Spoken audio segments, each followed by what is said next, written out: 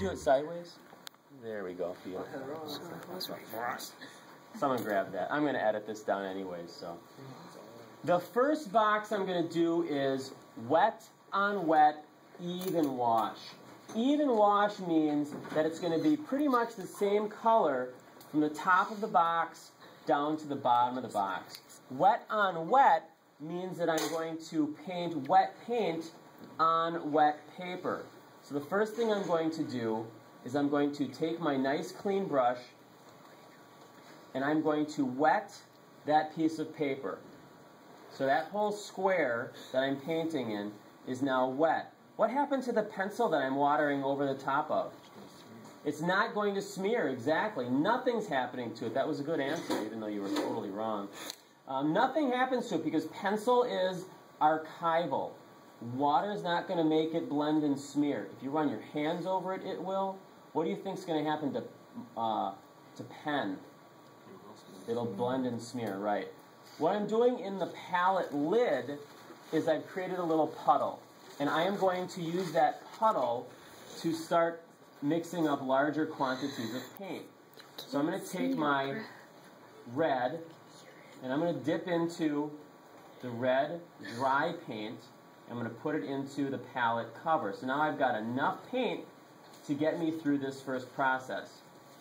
Because I want this to be an even wash, I'm going to go from my palette, that big puddle of paint I've got, to my painting, my paper, and I'm going to lay down a stroke of red paint.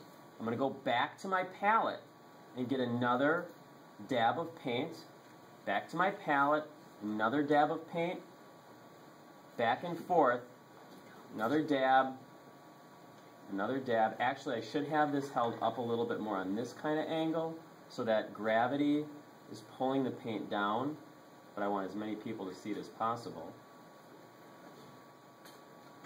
And eventually what's going to happen, oh no, oh it's on my pants now. So what happened on the bottom of this little box? It puddled up. Ooh.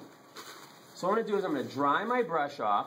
It's on the table. It's going to drip on. And then I'm going to go.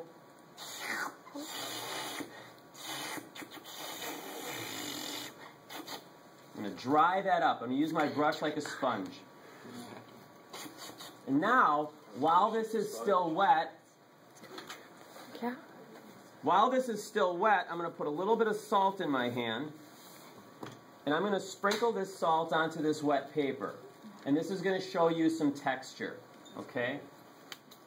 Yep. Okay, that's going to dry. My second square is wet on wet, graded wash. Again, I'm going to dampen that entire piece of paper, or that square in this case. It's a little red. That's okay. I'm going to use red again.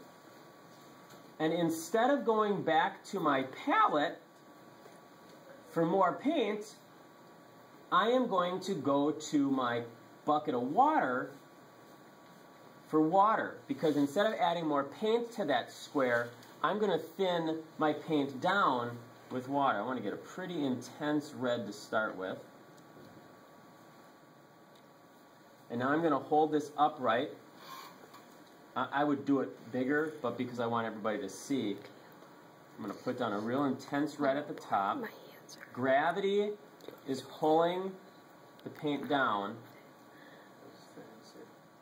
And now I'm going to go to my water. I'm going to lay down some water, lay down another stroke of water. I'm getting more water.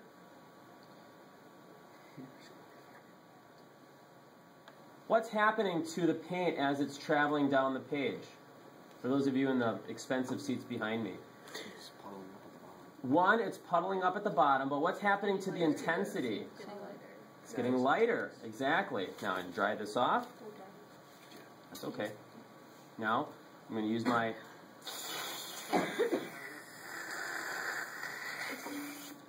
Too much. Someone made a reference to Teletubbies this morning. I was honestly thinking that.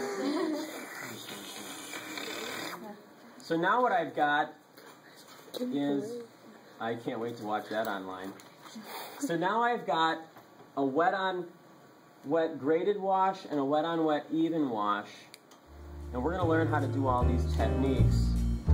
What's going to happen where you think the salt is? It's going to make dots. I'm